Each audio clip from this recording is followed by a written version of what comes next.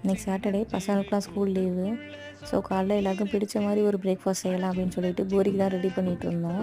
எப்போ பூரி, சப்பாத்தி இந்த இதெல்லாம் செஞ்சாலும் எனக்கு பாதி வேலை மிச்சம். ஏன்னா மாவு பிணையிற வேலையை வந்து எங்கள் வீட்டுக்காரர் எனக்கு செஞ்சு கொடுத்துருவாங்க.